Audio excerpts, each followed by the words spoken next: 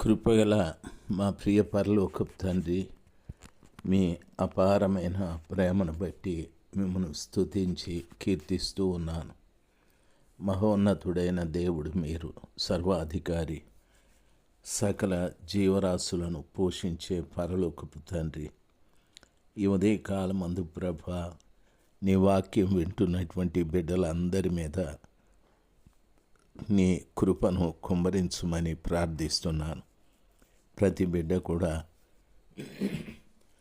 తండ్రి మీలో స్థిరపడి బలపడుటకు కృప దయచేయండి.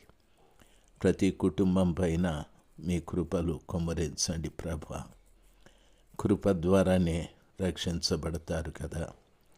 దయచేసి ప్రతి వారిని మీరు దర్శించి నీ అపారమైనటువంటి ప్రేమ వారి మీద కుమ్మరించమని ప్రార్థిస్తున్నాను. అద్భుతాలు చేసే దేవుడు మీరు, ఆశ్చర్యాలు చేసే దేవుడు. ప్రతి కుటుంబంలో కూడా కార్యము జరిగించండి. ఎంతోమంది బిడ్డలు ప్రభా నీ వాక్యం కొరకు ఎదురు చూస్తూ ఉన్నారు.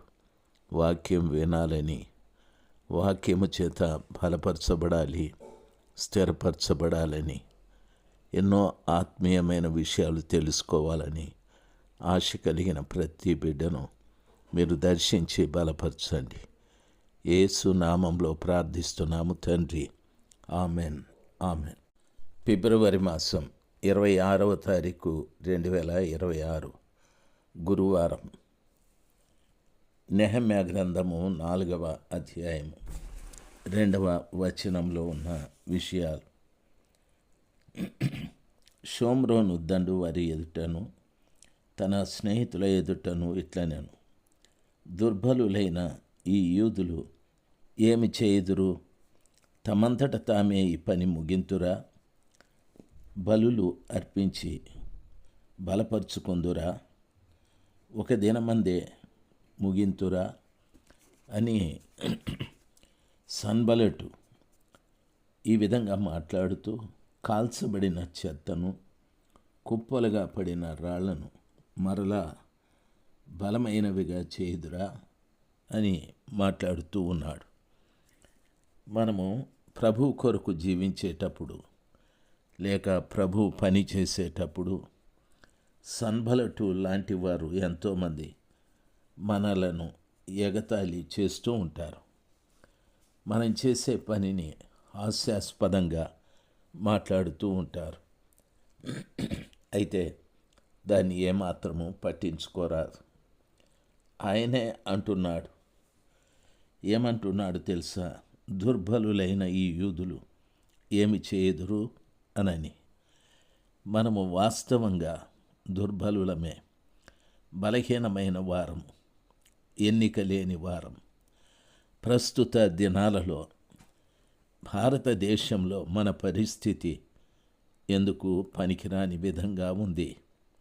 క్రైస్తవులంటేనే చాలామంది ఆలోచన, వీరు అంటరాని జాతి, అస్పృశ్యులు, పరాదేశం యొక్క దేవుణ్ణి ఈ దేశంలో కొలుస్తున్నారు అని మాట్లాడుతూ ఉన్నారు. వాస్తవానికి యేసు ప్రభుల వారు ప్రపంచానికి దేవుడు. భూమి మీద నివసించే ప్రతి మనిషిని దేవుడే చేశాడు. అయితే కులాలు, మతాలు, జాతులు అనేటటువంటివి మనుషులు ఏర్పాటు చేసుకున్నటువంటివి. కాబట్టి ప్రతి మనిషి ఇంకొక మనిషికి సమానుడే. ఎవరు హెచ్చైన వారు, ఎవరు తక్కువైన వారు లేరు. అందరూ సమానమే. కాబట్టి మనము దుర్బలులం. అంటే ఆర్థికంగా మనకు డబ్బు లేకపోవచ్చు, లేక గొప్ప విద్య లేకపోవచ్చు, మంచి ఉద్యోగం లేకపోవచ్చు. ఇటువంటి పరిస్థితులు మనకు కలిగినప్పుడు మనము దుర్బలులమని చింత పడకూడదు. ప్రియులారా, బైబిలు సెలవిస్తుంది. ఆయన అంటున్నాడు, దుర్బలులైన ఏమి చేయుదురు? తమంతట తామే పని ముగింతురా అని. మన దేవుడు ఎవరంటే పనిని ప్రారంభించేవాడే కాదు, పనిని ముగించువాడు కూడాను. ఆయన సృష్టిని అంతటినీ చేసి దాన్ని ముగించాడు. ఆదికాండం 2వ అధ్యాయం 2వ వచనంలో రాయబడింది, దేవుడు 6 దినములలో సృష్టిని చేసి 7వ దినమున విశ్రాంతి తీసుకున్నాడని. అంటే 6 రోజులు పని పూర్తి చేశాడు. 6వ దినమున తమ పోలికలో తమ స్వరూపంలో నరుని కూడా చేశాడు. ఎఫెసీయులకు రాసిన పత్రిక 4వ అధ్యాయం 7వ వచనంలో పౌలు గారు చెప్పిన మాట, నేను మంచి పోరాటము పోరాడి తిని నా పరుగును తుదముట్టించాను, నా విశ్వాసమును కాపాడుకున్నాను. ఇక మీదట దేవుడు నా కొరకు జీవ కిరీటము ఇస్తాడు అని చెప్పాడు. ప్రియులారా, ప్రకటన 10వ అధ్యాయం 7వ వచనంలో దేవుని రహస్యమైన కార్యములు కూడా ఒక సమయానికి పూర్తి అవుతాయి. కాబట్టి ఆ దినములు దగ్గర పడ్డాయి. దేవుని ప్రతి కార్యము కూడా పూర్తయి ఈ లోకంలో ఆ కృపగల దేవుడు చెప్పిన రీతిగా నేను పని ముగించానని ప్రభుల వారు ఈ భూమి మీద ఉండి 33.5 సంవత్సరము జీవించి 3.5 సంవత్సరములో పరలోక రాజ్యాన్ని గూర్చి ప్రకటిస్తూ ఆయన కపాలమని అర్థమిచ్చే గొల్గొతా కొండపైన సిలువలో ఆయన వేలాడుతూ చెప్పిన మాట ఏమని అంటే, సమాప్తమైనది. అనగా తండ్రి నా చేతికి అప్పగించిన పనిని నేను సమాప్తి చేశాను. ప్రభుల వారు తాను పని పూర్తి చేసిన పని ఏమిటంటే, మానవాళి నిమిత్తమై వారి పాప పరిహారము చెల్లించటానికి పశువులు పక్షుల రక్తం కాక నీతిమంతుడైన ఒక వ్యక్తి రక్తము చిందించాలి. అందుకని ఆ కృపగలిగిన దేవుడు నీతిమంతుడుగా ఈ లోకంలో జీవించి ఆయన ప్రశస్తమైన రక్తాన్ని కార్చి ఆ శిలువ మీద సమాప్తమైనది, తండ్రి నీవు నాకిచ్చిన పని నేను పూర్తి చేశానని చెప్పాడు. ఈరోజున ఈ వాక్యం వింటున్న ప్రతి బిడ్డకు నా మనవి, ఎంతోమంది భక్తులు దేవుడిచ్చిన పనిని ఎంతో నమ్మకంగా ఆ పనిని చాలా ఘనముగా ఎంచి ఆ పనిని పూర్తి చేస్తూ వచ్చారు. చాలామంది భక్తులు. ప్రియులరా, ప్రస్తుతము ఎన్నో సంస్థలు ఉన్నాయి. బ్యాప్టిస్ట్ మిషన్ అని, లూథరన్ మిషన్ అని, సిఎస్ఐ అని ఎన్నో ఉన్నాయి. అదే రీతిగా బ్రదర్ అండ్ ఫెలోషిప్ అని, ఎల్ఈఎఫ్ అని, భక్త్ సింగ్ గారి ఫెలోషిప్ అని, హోసన్నా పరిచర్యలని, ఇమ్మాన్యుయల్ పరిచర్యలని ఎన్నో ఉన్నాయి.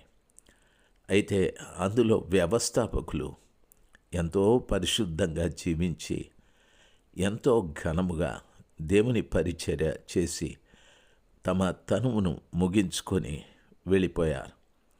ప్రభు ఇచ్చిన పనిని పూర్తి చేశారు.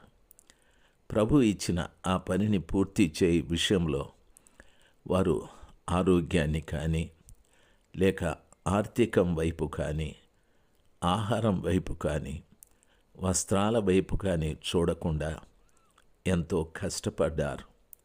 కష్టపడి అనేక ప్రాంతాలకు తిరిగి ఆ సర్వోన్నతుడైన దేవుని యొక్క మహిమను ప్రకటిస్తూ వచ్చారు. మా ప్రాంతంలో సిఎస్ఐ చర్చి చాలా పెద్దది. దరిదాపు 170 సంవత్సరాల వయసున్న చర్చ్ అని నేను అనుకుంటాను.